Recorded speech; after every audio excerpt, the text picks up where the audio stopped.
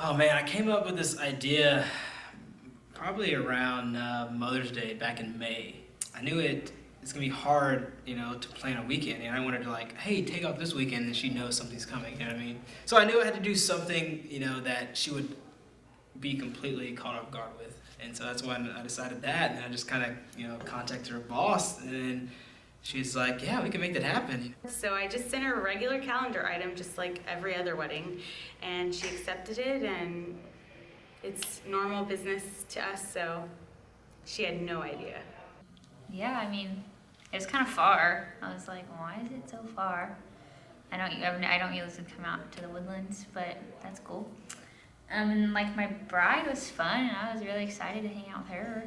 She was really funny, and I mean, she was like most fun bride, I guess, but now she's not even a bride, so I don't know. And I was like really upset that all her hair and makeup was done, but it's fine. You did a good job on it, though. Really.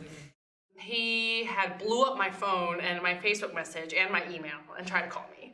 He goes, I have got the role of your lifetime. Role of your lifetime. And he's like, yeah, he goes, this is it. And I was like, and I'm an actress, so I was like, oh wow, this is it. Like what could possibly, this guy comes out of the blue, he drops down from heaven, like this is it. And then it was actually pretty much the role of my lifetime, because I was talking to my family about it, and they were telling me, you got one shot. You got one take at this. Like, you can't say, oh gosh, I screwed up, broke character, I can't. So this whole time we spent like 3 hours with Kelsey, and we had to stay in character. I had just met my maid of honor today. We're best friends as of today. Yeah, as of today. This wedding coordinator that I've been talking to a while, and it was okay that we didn't know each other. And then my fake mom, who I've met like once, so immediately had to be like, you guys are my bros, sort of, and I'm getting married, I'm super excited, and then I wish I had my whiskey, and yeah, and then it all worked out really well. Being her friend isn't really that hard. She's outgoing, I'm outgoing, and we both talk a lot. But then I try to downplay it a little more because like she was like super hyped. So I was like, let me try to downplay it to try to bring her down and calm her down. And so we kind of just played off of each other. And as for backstory, Casey gave us a baseline. She comes from a wealthy family. And then after that, we just kind of made things up. Like we talked about it once before, and then we did like a refresher today before we got in, or was it last night?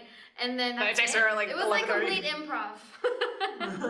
She is real active, so she can get me into the conversation, because sometimes it's real hard for me to get conversation, so that's why. We also speak Cantonese, yeah. So we actually communicated about the wedding in the middle of it. My role in this was, even though I had to be an intricate part of it, I also knew that she might recognize me, so I had to be completely a different person than what I normally am. So I was very bitchy, demanding, and I never looked at her, and I never introduced myself to her. But luckily, she did say that I did recognize you from somewhere. I knew you from somewhere, but I didn't know where. So I just had to stay in character that way and stay out of her way. Sure. So, but it was fun. Stuart Mann and the Statesboro Review, those guys are like everything to us. Like when we started dating, they had a new record come out, and I was like, here, take this CD. It's brand new and not even open, because I already had it downloaded on my phone. So I was like, here, take this new CD, listen to it, and you're gonna fall in love with them. And I listened to it all summer. Yeah, for 3 months straight. Yeah, like it stayed in my CD. Never took it out all summer long. She fell in love with their record, and so after that, I was like, I'm gonna contact Stuart, and see if he can, put a little something together to ask her to be my girlfriend. And so, she listened to it all summer. August comes around, Stuart sends her a video asking her to be my girlfriend. And so, that was like over 2 years ago. And so then I had to kind of tie them back in to my proposal. And so. Yeah. I didn't know how I was going to do that, because that was 2 years ago, and Stuart Mann, those guys, the Statesboro Review, they've gotten a lot larger since then.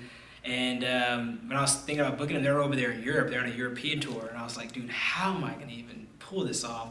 So I contacted Stuart, he immediately hit me back, and we chatted up about it, and yeah, locked him in on a date, and then once I got that date set that they were gonna be here on that day, once I got that date set, that's when we were just full steam ahead, you know?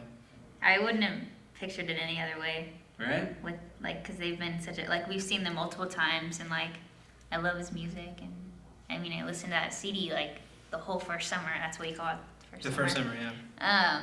Of us dating. So it's crazy. Like I've even dreamed about it. And Yeah. told you about it. Oh my gosh, crazy story. This is where we have that like telepathic thing. One day she went back to our hometown of Victoria to do she doing like a hair and makeup thing on some clients down there, and like literally she comes back to Houston. The first thing she tells me when she gets in, she's like, "Oh my god, I had a crazy dream last night." I was like, "What?" She's like, "I had a dream that State Review like sang at my like proposal. Was it a wedding or a proposal? Yeah. It So- was Something. it's one of them. Yeah, one of them. And like literally I booked him the night before. Like the night before, that's when he's like, August 8th, go time, let's do it, boom. That's when we're full steam ahead. And then she comes back in town that next day and tells me that.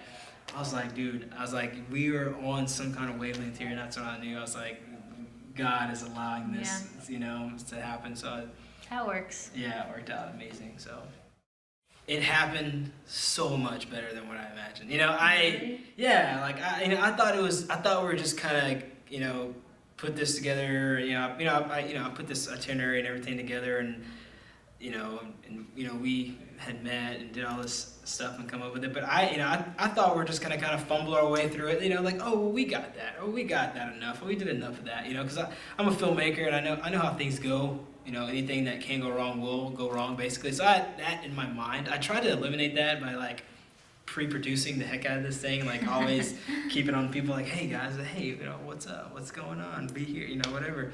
So I tried to do that, but it's still in the back of my mind. I was like, something's gonna go wrong. But getting closer to the moment, nothing was going wrong. Everything was like falling into place perfectly. But still, I knew something on the date was gonna go wrong. And so, anyways, long story short, get to the date, everything just turned out perfect, spot on, and I was I'm thankful to God for that, because without him, that none of this. I had would no be idea. possible, and it just, it's crazy. It was It was That's very it. like strategically planned. yeah. It's crazy how you did that. I can't even. Yay to Kelsey and Casey. Yes. Congratulations. Congratulations. Congratulations, guys.